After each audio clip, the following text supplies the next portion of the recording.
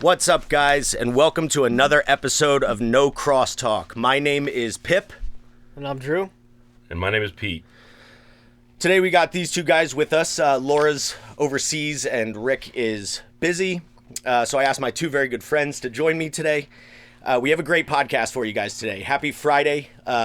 We know that you all probably had another tough, long week at work, and we're glad that you made it through. I also want to plug my good friend Jerry Allen once again for Celebrate Recovery for God Life Ministries. He has a meeting in Bethlehem, Pennsylvania on Monday nights from 6 p.m. to 7 p.m. at the Hope Center at 429 East Broad Street. Again, that's 6 to 7 p.m. on Monday nights at the Hope Center at 429 East Broad Street. He also encourages people to text him directly. It's pretty cool. Every morning when I get up, and I go to the gym, 5:30, 6 o'clock in the morning, Jerry texts me. He gives me a devotional to read over first thing every morning, including Saturdays and Sundays. His direct line number is 484-602-6113. And again, he encourages anybody to reach out to him. He's a good person to know in recovery, and he's a good resource if you're looking for that kind of thing. It's not a 12-step program. It is heavily spiritual. And it is Christianity based. So I highly encourage anybody who's interested in that kind of thing to reach out to him. So that all being said, again, happy Friday. We hope you all had a wonderful week and are looking forward to a wonderful weekend. Again, this is Drew and this is Pete, two of my very good friends from the Rooms of Alcoholics Anonymous. And today we got the topic of finding a higher power, which I know for me was a real doozy, because my story started in jail as an atheist, or so I thought. So my understanding of my higher power, the God of my understanding, has drastically morphed and changed and grown since my first days of sobriety. So that being said, you know, I'll start here. Like I said, I was an atheist coming into this. Right? I didn't know what to expect. When I was sitting in jail, and I share it all the time, I really felt as though I had two options, right? I could either take my own life or I could change something about the way I was living. And at the time I was a little bit too chicken shit to take my own life, right? So I knew I had to change something. And I remember those first couple days in jail, I remember saying those foxhole prayers. And I was angry at a God that at the time I truly didn't believe existed, right? So I'm sitting there and I'm laying in my bunk and I'm crying and I feel like crap because I'm in the throes of detox while I'm sitting there. And I'm angry at God. And I'm realizing that, wait a second, I don't believe that God exists. What is this? What is this all about? So as I left jail and I went to rehab, because again, my parents transported me directly from jail to rehab. My heart started to soften to the idea that there is a God. So I want you guys to kind of open up a little bit. Drew, give everybody a little bit of a backstory about yourself. Tell us a little bit about yourself. Just in terms of recovery? Yeah. So, yeah. I've been sober since July 16th of 2014. It's not my first time trying to get sober. I tried to get sober before. Didn't really work out, mainly because I was unwilling to believe in God, unwilling to believe in a power greater than myself. And as a result, the last time I went back out, I pretty much burned my life to the ground. I ended up in jail. I destroyed my career, walked away from my child. My family was resigned to love me from afar. That's their own words. So it wasn't really going well. And, I got one more opportunity to try to get sober. And I was in a similar spot to like you were saying, where it was like either, I'm going to kill myself or I'm going to live like this for the rest of my life, or I need to do something differently. And I had thought that I had tried to do like AA and recovery, but in reality, I hadn't really given it 100%. So I thought it didn't work, but I never actually did it, you know? So I came back, I got a sponsor, went through the work, and as a result, I'm still here. So definitely worked. But the whole idea of finding a higher power for me was difficult because I had written off God as like a child. Me too. I believe like that God was something that people created to explain what they didn't understand, so that they didn't have to be afraid. Or as a crutch. Yeah, exactly. So, so coming back here and then seeing God everywhere, it's like, man, I want nothing to do with this, Yeah. But when It's a bit jolting. When it finally came down to it, I didn't have any other options. Sure. So. Yeah, I've tried everything else. None of that worked. Yep. Yeah, it's interesting how that works out. All right, well, Pete, give us a little backstory about yourself. Yeah, I think just quickly on that topic, like, yeah, it's not until I'm literally in jail or in rehab and my life's over and have a bag of clothes and no money that I'm like even willing to consider some type of spiritual bullshit. Yeah, no, I got sober August 17th of 2017. I loved being an alcoholic and active addiction. I mean, I openly told everyone I knew that I was an alcoholic at the bar. I was like, fuck yeah, I'm an alcoholic. I love it. I just never considered that life existed outside of alcohol. People would tell me, what could you do? What would you do if you couldn't drink? And I'd be like, well, do you have a gun or should I purchase one? Got a rope? Kill myself because there's no reason to be alive without drinking. So when I got to rehab, it was after DUI number 2. And, I had been in New York City. I had been an actor. I had been homeless in California. I had been a huge cokehead, and I was tired. I mean, I was kind of a shell of a person, Like, I didn't really have any type of a goal for my life anymore. I didn't really care about being alive. I didn't care about anything except for the next drink or the next drug. So it was only at rehab that sobriety was even introduced to me. Like, I think I had gone to 2 AA meetings before that, and they were reading out of a book, and I thought it was super fucking weird. Like, they're quoting this old weird book. Like, I really thought it was a weird thing, man. It was weird. And so it wasn't until rehab that there was like a young tech at the rehab who was talking about being 3 years sober. And I was like, I had to pull him aside after the little meeting we had and be like, what's your deal, dude? Like, do you just smoke weed or what is it? And he's like, no, I don't. I'm sober, etc. And this like idea was presented to me, But I had become open-minded before that, and on the topic of a higher power, like, yeah, I mean, the idea that God could solve problems that I can't, I have trouble with that because I'm an egomaniac, Sure. And, but in getting to rehab, like, I went to ShopRite after my second DUI to get to the Coinstar to get money for vodka. And I like just the way I got to rehab was my mother's friend saw me in ShopRite. It was like, you doing all right? Because I probably didn't. I looked great, but I thought I did. But, and then I went to her house, and she was like, "We got to do something about it." Just the way that things unfolded, like that's where something got involved in my life that I was unaware of, And I think with we're trying to grasp a lot at the beginning, man. Number one, like, I'm not going to drink anymore. I can't talk about God yet. Like, I'm just wrapping my head around the fact that I have to grieve my alcoholism, That's an interesting way of putting it. Grieving your alcoholism. Oh, yeah, Because I guess in a way that's exactly what it is. Well, you're grieving a loss. It completely is. Your best friend. It's your only friend. That was my experience. It was the love of my life. Yeah. The absolute love of my life, And I don't really think that I guess two things on that is that, number one, my first sponsor always said, like, inadequate belief is belief enough to start. Like, I don't have to believe in God. I just need to be open to the concept that there's something bigger than me. And I think the word God's, I use the word God, and I think it sucks, because it just resonates with people. Like, I was Catholic. I grew up Catholic, and my idea of God, like we were talking about it last night, Pep, it being like, if you do good, then you will get things, that idea of God. And so I go into recovery with that idea. Yeah.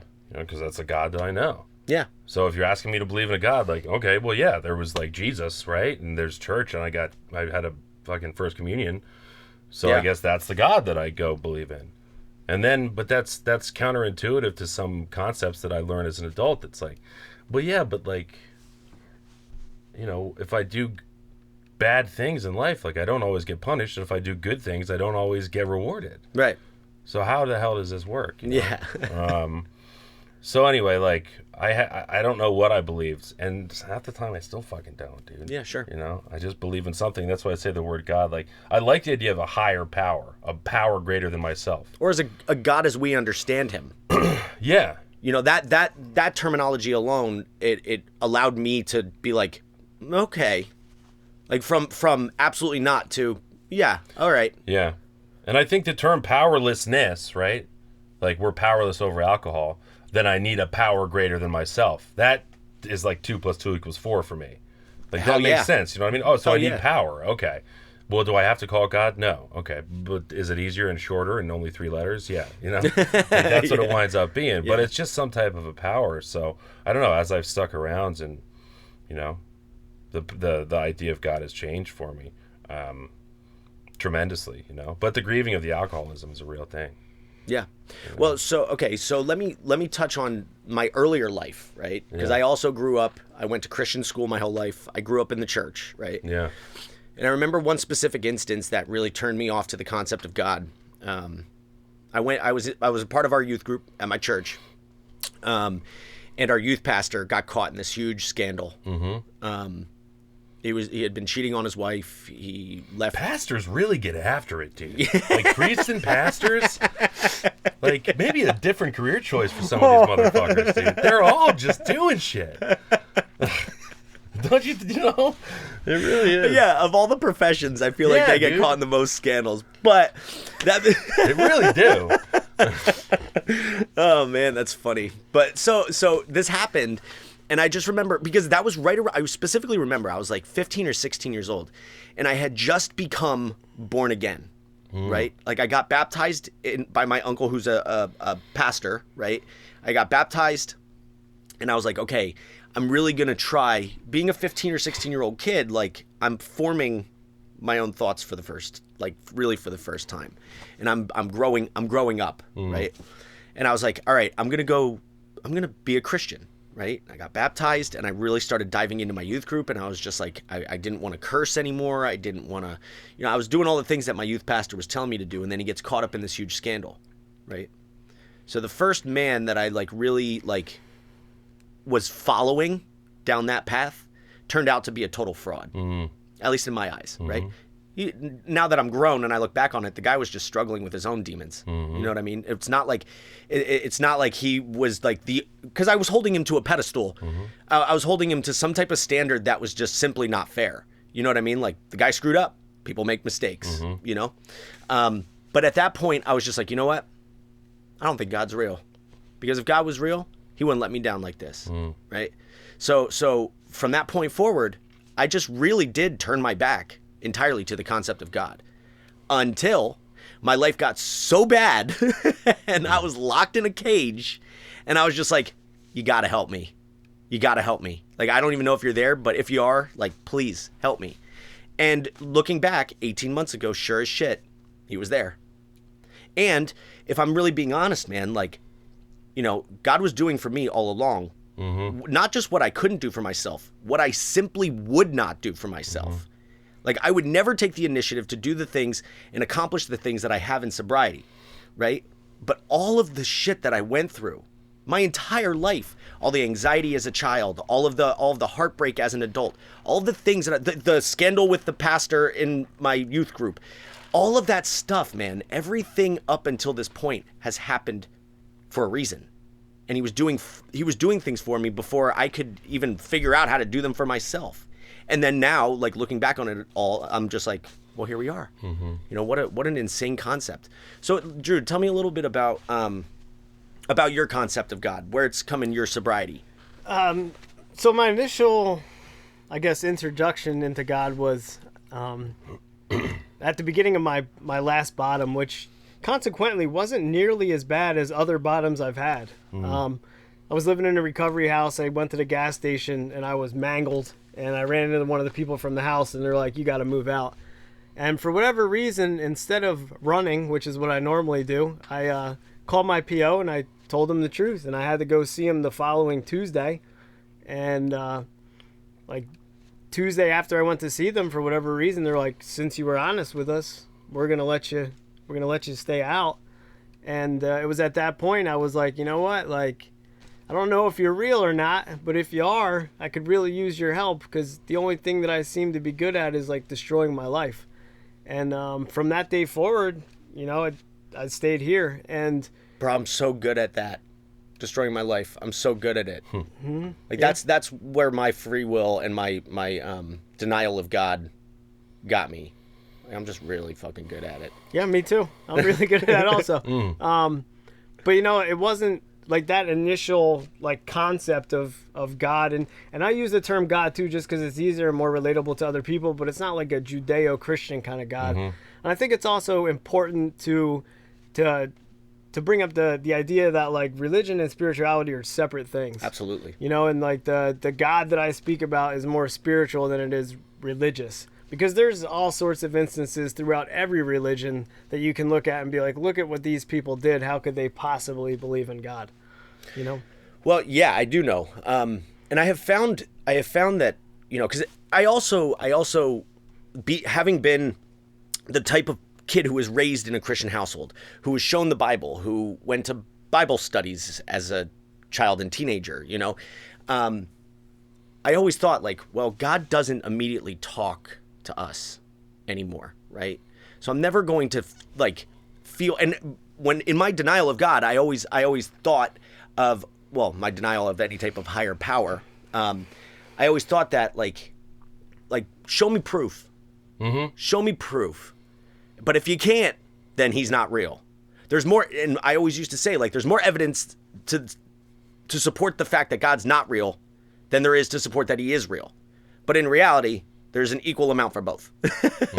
You know what I mean? So all this time I was doing here's the other thing too. My concept of God, my concept of finding a higher power for myself has drastically changed. I don't know if this will make sense, so just bear with me. The algorithms on my social media, right, used to be heavily geared towards atheistic type stuff, right? So I was always feeding myself with information to disprove the existence of God, right? And now I've started to follow and seek out spiritual things, right? So now the algorithms for my social media have started feeding me more spiritual things, right? I don't see the other stuff anymore. So now all of a sudden, like I'm being flooded with more information of the proof that God exists, other spiritual people who are explaining their spiritual experience. And I'm starting to connect, because to me, like I said, I was always looking for proof. Show me some type of evidence. If you're real, show me now, right? And what I found is it comes with other people, right? When I speak to other people, something will happen. There's a lot going on in my life right now currently where like things will happen and I'm just like,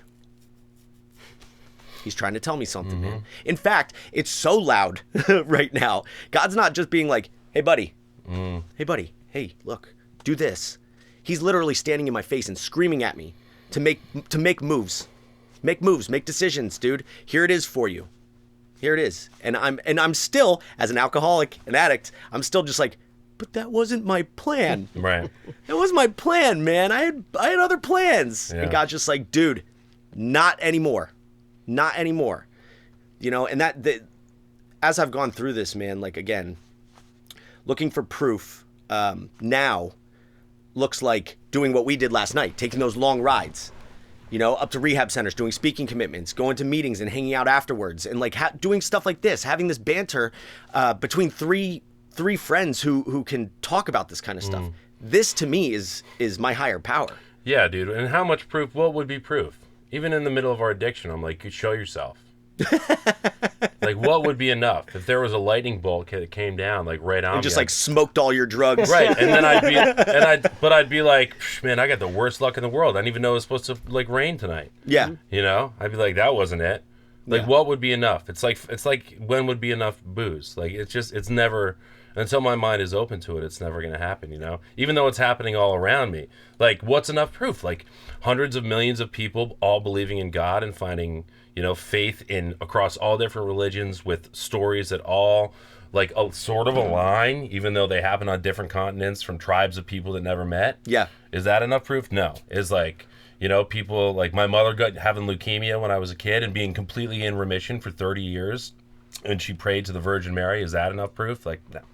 And then what's going to be enough proof? Well, what's enough proof for me in my active addiction is that bad things keep happening to me, so Right. therefore God is an asshole, and Well, I it's- and I like- don't believe in him. It's like George Costanza in Seinfeld, bro. He's like, he says something about God. He's like, I knew God wouldn't let me live. And the girl's like, I thought you didn't believe in God. He's like, I do for the bad things. You know? That's exactly it. Yeah. And I keep self-inflicting all these wounds and this pain on myself and blaming God for it. You know what I mean? And now it's just like, am I going to take all that credit for myself? The answer is no. Yeah. Because I simply could not do this on my own, dude. And I proved that, like Drew said, I proved that time and time and time again, that me with my own free will, dude, finds myself in a jail cell, or worse, if I were to take it farther down the rabbit hole, dead. You know? Yeah. And I think the proof really comes, I mean, it goes into the big book and it goes into the example of one alcoholic talking to another. Like when Evie went to bail and I won't get too deep into the big book, but like, you know, when I looked at people early in my sobriety, like that tech who said he was 3 years sober, and he's like, yeah, I did the program of AA. And I'm like, well, I'm seeing on the wall, like, that's a lot of God in that program, you know? And then I meet more and more and more people that have stayed sober based on a power greater than themselves, you know? That's the only proof I need when I'm desperate enough to give it a shot. Do either of you have like that crazy relative who's always posting like ridiculous religious stuff on Facebook or Instagram, where it's like a picture of like Donald Trump with like a cross, like riding an eagle, and like a pretty sunset in the background? She's just like, I if this wish I isn't had proof that that God relative. exists, then I don't know what is. Yeah. You ever seen that kind of crazy shit? Yeah, Okay. of course. So I do too. I have one of those. I have plenty of crazy acquaintances on social media that they post stuff like that all the time. Or you hear like the addict or alcoholic who's just like, that sunset, that's proof that God exists. Mm-hmm. I realized not long ago, actually, the proof, the evidence that my higher power exists had nothing to do with external factors. It wasn't things that were happening around me, right? It was what was happening in here. That was my evidence, and I only recently started to like comprehend that and understand that. It wasn't sure, it can exist outwardly, but when I first realized that God exists and that my higher power is here, is when things started to change in my heart. That's when I was just like, dude, if it was like the Grinch, right? When his heart kind of grows and he's like, what's happening to me?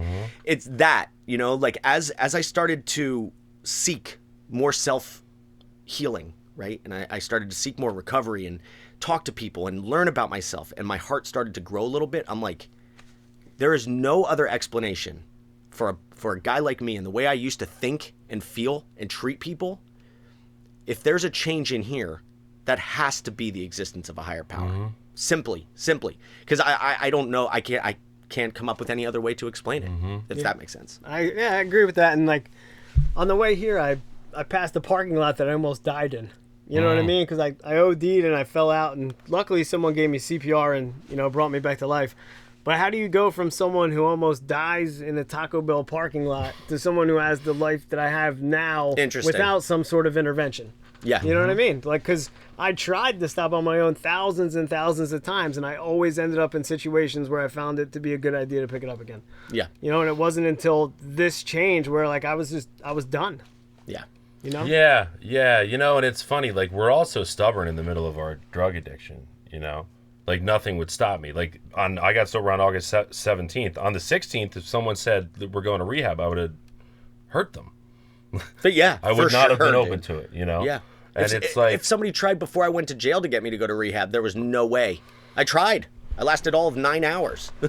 yeah, you know, and it's like, how many, it's interesting what you say, Drew, because, like, how long before you got sober did the Taco Bell parking lot incident happen? maybe a couple months. Yeah. Maybe And a so couple for months. months afterwards, you just kind of still lived, right? Yeah, and I went right back to doing the same Right. thing that put me down a couple hours later. Yeah, dude. Yeah. And I mean, I think that all of us in recovery and all of us that are alcoholics and addicts, like, have experiences where, like, something intervenes clearly because it doesn't make sense that we lived, or it didn't make sense that more grave consequences didn't befall us. And then we just went back to doing what we were doing, you know? And it's only way in hindsight that we can say, like, holy shit, like, that wasn't me. Something else happened there. Yeah, man. You know? Yeah. But Because again, it's really hard to see what that whole plan is like when you're in it. without a psychic change. Dude. Sure. And that's the thing, you know? I mean, I was with guys going through the book today, and it's like the whole purpose of this book and of our program of AA is like not to not drink. That's not about that, you know? It's about achieving a psychic change from, I don't have the power to have a psychic change. I need a higher power to help me achieve a psychic change so that my reaction to the world looks different. And it's only after a psychic change that I can be like, holy shit, in the Taco Bell parking lot, that wasn't me, you know? But like, how do you achieve a psychic change? What do I just go, I want a psychic change, boom. If I could press a button, I'd do it, Yeah, sure. you know? Because But I don't again, know that's how a to natural do human that. inclination. Right. We want results without putting in the work. Yeah, I'd like to Grubhub a psychic change, you know? Like, I think it has to come from desperation, and I think it doesn't like I said, like my last bottom, it wasn't the worst one I've ever had, and I didn't even go to jail or rehab that time. Like I sweated out on my parents' couch, and I remember it was like 2 days into it, and someone's texting me, "I got free samples." And when did that ever happen? Never. You know what I mean? And I didn't want them, and I can't. I have no explanation as to why I didn't want them. Any other time, I would have said, absolutely, give me as many as you feel comfortable with, you know? Right. But for that reason, that time I said, no, I'm good. You know, I'm trying something different. And like, I don't know what took me to that level of desperation. I think maybe it was the culmination of everything all at once. You know, like all the years and years and years of things I did where I was finally like, I can't stand to be like this anymore. What do I got to do to change that? yeah. You know? So an interesting thing happened to me recently, talking about like God moments, things where like it was too beyond evident that God was speaking to me. I had just mentioned like 2 minutes ago that I went to rehab on my own one time, and I lasted all of 9 hours in AMA'd. And so for anybody who doesn't know the term AMA, Against Medical Advice is what it stands for. So I got there, started going to withdrawal, and was like, nope. And I got my stuff, and they dropped me off at the end of the street and let me go. And I was off on my own. And within an hour, I was using again. So last weekend, I had the opportunity to go and speak at the rehab center that I AMA'd from, right? And while I was there, it used to be a men's and women's recovery center. Now it's just all men. Is there no women there at all? None. Oh, wow. None. So it's an all men's community. Bummer. It's an all. It was an all men's facility, which was cool because with what I've been going through right now with my personal relationship, like it was cool to be able to talk to just men about the struggles that I'm dealing with right now, right?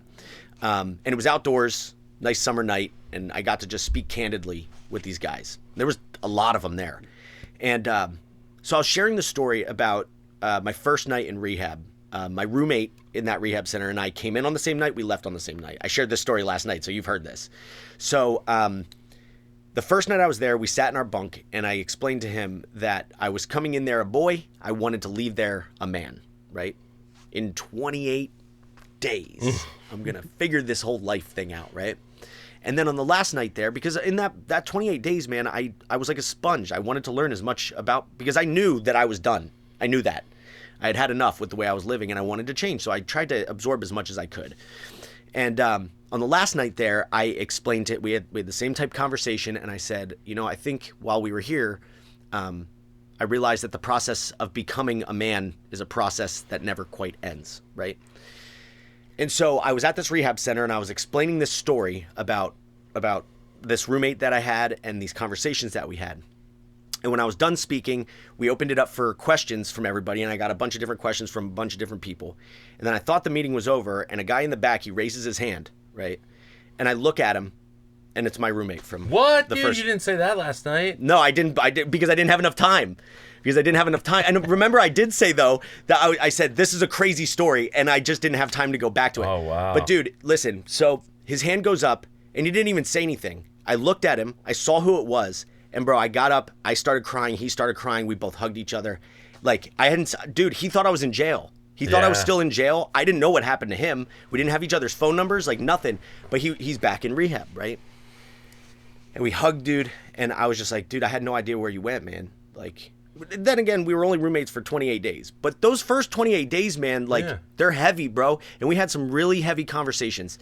And at the end of the meeting, we were getting ready to go. He's like, hey, man, I'm going to be out of here in a week. He's like, let me get your number. Will you be my sponsor? And I was just like, I will not. But I can definitely set you up with a good one, you know, because we have a history, and I didn't want to interfere in that. The sense when his hand went up and I looked closer, because he was standing pretty far away from me, and I looked at his face and I saw who he was, dude, chills went through my whole body. The tears started pouring out of my eyes. Like, I know that it could be coincidence, but bro, I don't know, man.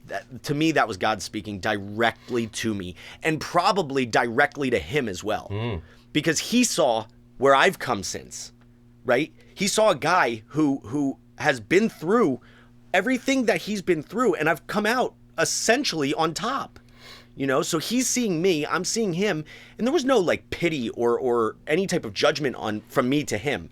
You know what I mean? I was happy he's still alive, you know, because apparently his last run was not too good to him. But man, these instances, I love your reaction. Just what? Yeah, dude, that's fucking crazy. It was wild, dude. It was wild. It was an insane experience that like I can't chalk up to anything other than that God was trying to speak to me. Yeah, and you could say it's coincidence, dude. But like, Well, you how could is say that anything's how is that any coincidence. different than God? I don't. What is a coincidence? Just like things happening without explanation. How is that not also God? How Sure. it can be both, man. You Sure. know? Like I think that the longer that I stay sober, and honestly, 6 years of sobriety is not that long, dude. You know, like it's really not. I still am.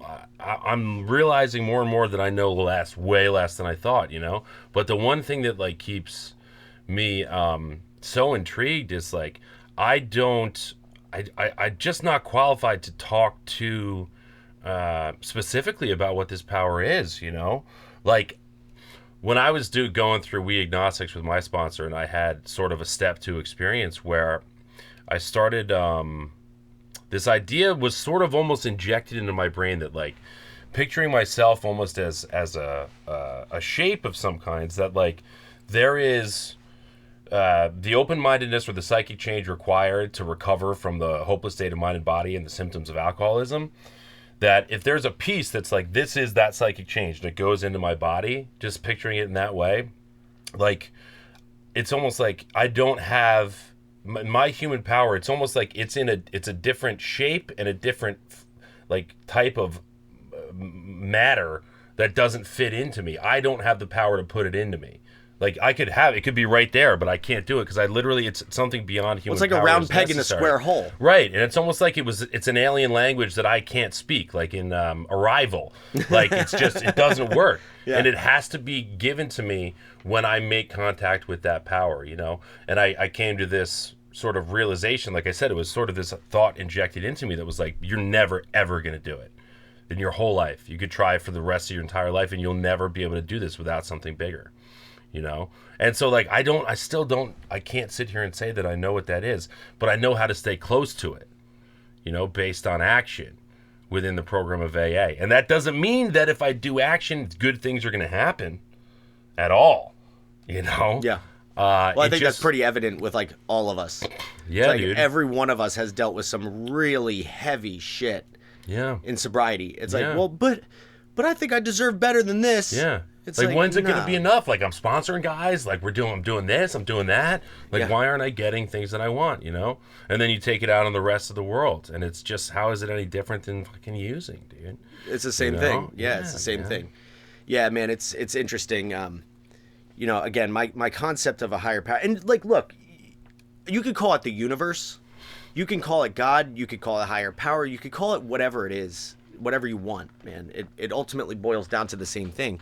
Like I remember that being an atheist, I also believe that like nothing happens for a reason. We live in chaos. Like nothing has any rhyme or reason to it. We live in chaos. But when you look at the fact that 3 guys like us, I didn't know either of you from your active addictions, right? And you didn't know me. But I can assure you from what I know now about your active addictions and mine, like anybody who would have looked at us would have been like, there is no hope for these 3 guys. None, right? And now we sit here and we get to talk with one another about how we've done this and ultimately what has helped us to this point. And again, those are the things that make me feel as though like, all right, man, that's, to me now, that's enough proof. Yeah. I get it. Did you have times you've been sober 9 years, dude, like, Yeah. right? Yeah. Yeah. So like, have you had times that like you felt like God turned his back on you or like the power was just inaccessible? I don't know that I necessarily felt like God turned his back on me, but I think I've had situations where I was like, come on, man, what the fuck? Yeah. You're like, really? Like, I don't know, like, you guys know what I do for work, and it took me a long time to get back into it, and every single possible roadblock that I could run into, I did. And I was just like, when is enough enough? And I think that, like, just because I do what I'm supposed to, it doesn't mean good things are going to happen. But what it has meant for me, at least historically, is that regardless of what happens, I'll be okay. And sometimes that's it. Sometimes being okay is being sad and miserable and pissed off and whatever. But at the end, I've always made it through without reverting back to old behaviors. But there has been times where I felt like praying was stupid and it wasn't doing anything. Like you felt cut off. Yeah, or like almost like, but I think it was more of a block in me than God, and well put, dude. Well, it has to be. It has to be because God's always trying to reach out, so it has to be. If we're struggling to connect, it has to be some type of blockage from us. And usually too, I think like you said, like a lot of times it has to do with my plans and designs. It's like I had something set out in my mind that this is how my life was going to go, and then that didn't come to fruition, and I was like, this is bullshit. And the reality is like I don't honestly know what's going to happen. I have no idea. And I can't. I don't think I'm capable of understanding God's plan. Oh, my brain would explode, bro. If God gave me the whole plan and laid it out in front of me, like, hey, this is how this is going to go.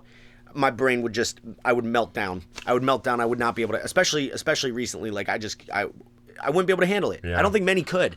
To understand the whole plan is just, that's obnoxious, dude. Well, yeah. And we think of it as it must be in our own human way of thinking too. Like how the ego that we have to be like, if God showed us his plan, we'd even understand it. Right. Yeah. Or if the universe's plan was like, it's like, what is it going to be written in English? Like how can I be so egotistical to think that? Yeah. It's just insanity, bro. That I think that I could even translate. So you ever hear the book The Shack? No. You know what I'm talking about? It's I don't know. Someone gave it to me one time, and it's kind of like a Christianity book, but it's about like, I don't know, someone who gets murdered, and like the dad's trying to like comprehend it. But the reason I mention is there's this one part of the book, and it really kind of like enlightened me. And what it said was like, at certain times, like we tend to denote things as either bad or good, right? At the time we're going through them. But in retrospect, we can look back, and what we thought was a bad thing could turn out to be the best thing that ever happened to us, or vice versa. So we're like, as human beings, really not in any position to judge what is good and what is bad. Yeah. Because that judgment can change depending on how you look at it. Yeah. Oh, it's so true, dude. And if you look back at, that's true across the board. And it reminds me of these ideas presented in the big book in We Agnostics about these fixed ideas that we have as human beings, Like Bill makes the point that like, in the last 100 years, how much more has happened than the previous 5,000, technologically and all these things, because we've become more open-minded against these fixed ideas, and are not some of us as prejudiced against the realm of the spiritual as men were of the physical, and that really hit me, because I'm like, how come I'm pretending to be like if someone asked me how to build a pyramid, I'd be like, Some blocks. I'd come up with something, right? Put But some yeah, blocks but like, on so top of like, it. how can I pretend to understand this idea of a higher power, and why am I so against it? Because I got to tell you, I believe the pyramids exist. Yeah, sure. I couldn't build one. I'd never even seen one. Yeah. But I know that they're there based on the experiences of people around me. And then when millions of people say, yeah, there's a higher power that you have access to, I'm like, prove it. Yeah. Well, don't they use the example in We Agnostics of the electricity? Yeah. Like that example always hit home for me. It's just like, okay, well, plenty of people use electricity and they have no idea how it works. Yeah. And they accept it just the way that it is. They flip a light switch and they're just like, lights. Yeah. It's like, that's the same, for me, it's the same comprehension of a higher power. Yeah. It's like, okay, so things are happening in my life, right, that I can't explain. Yeah. And what, I'm going to dig in and be like, but yeah, what is the physical piece of this? Where does God actually exist? Like, proof and evidence and all that. Like, no, dude, we don't question the things that work, right? In everyday life, I don't question how these headphones work, how these microphones work. Somebody much smarter than me probably understands it, Like, there's somebody who designed this, right? But I don't question it, though. I'm not, at least not anymore that I'm not on meth. I'm not taking things apart to figure out how they work. You know what I'm saying? So the same, to me, it's the same mindset of like a higher power. It's just like, dude, why am I trying to pick this apart when it's working? Like you said, man, like, dude, and you said it really well just before about being okay. Sometimes that looks like struggling. Sometimes that looks like loneliness and being tired and upset and angry and sad and all that stuff, man. That really hit home with me, Drew, because, in the grand scheme of things, right, I am okay. And I will be okay, and you know how shitty it is to be like, I'm really falling apart, right? But I'm gonna be okay. Yeah, it's the worst thing. It's the worst thing ever. So at the end of the day, I'm sitting there and I'm like, and the ego towards God. It's just like, gee, thanks. It's just like, great, I'm gonna be okay. Thanks a lot, dude. I thought I put in enough work to not just be okay. I want to be great all the time because that's how addicts and alcoholics like things. I want to feel great all the time. And for a long while, dude, in my sobriety, I did. I did. There was very few times that I would wake up in the morning and not immediately feel fantastic, right? Because I take care of my body. I do what I have to do at work, and my relationship was good and all that stuff. And then when one thing was taken away from me, right? And all of a sudden, because, I mean, realistically, like, you go into withdrawal when something that makes you feel good is now gone. You go into physical withdrawal, right? So now I'm sitting here just like, but I didn't do anything wrong. I didn't do anything wrong. Where were you? Why is this happening? Why are you taking this away from me? Like, I thought I did everything right, And I know I've said it before, and you guys have probably heard this too, as I'm sure many people who are listening have. God isn't doing things to us. He's doing them for us, And that's one of those sayings where I'm just like, yeah, great. But it's so true, man. Because like every obstacle I've come across, every obstacle that you've come across or you've come across thus far, right? A, you've survived. B, you come out not just okay on the other side of it, you come out a better man, right? So going back to that conversation I had with my roommate in college, college. Same thing. My roommate in rehab, the process of becoming a good man never ends, right? This is what comes with that. Yeah. This is what comes with that. The struggles, the loneliness, the sadness, the hurt, the pain, the tears, bro, the struggle. That's part of the process. That's why God doesn't, because I'll tell you this much. If God laid out the whole plan for me when I was in jail, if he was like, okay, you'll get better. I assure you of that. But here's how it's going to happen. I would have been like, no thanks, dude. I'm getting out of here. I'm going straight back home. I'm going to go back to how I was living. That's too much. I don't think I want that. The same thing applies right now. Yeah. If God were to lay out the whole plan and be like, dude, you're going to be okay, and here's how it's going to work. Here's the entire game plan. I'd be like, no, I don't think so, dude. I don't think so. That's a lot of work. I'm out. I'm out.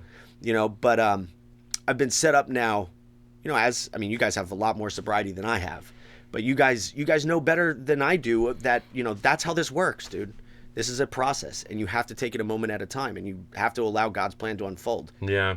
Yeah, and I know when you were talking about doing this, I mean, I know, like, as far as being a newcomer or being on my way to being a newcomer, you know, the idea of God and, like, how do I fit that in my brain at the beginning, you know, that I'm going to have to rely on something greater than myself. And, you know, for me, sometimes very much so in my sobriety, I've had to be like, you know what, I don't know, and I don't really have any interest in you. So fuck off. And I'm going to AA. You know, and go to AA and allow that to just guide me to where I need to be. So, like, especially at the beginning, I think, and I know numerous, I'm sure we all know atheists who are, like, you know, not God people in the program of AA, you know, who are sober for long times.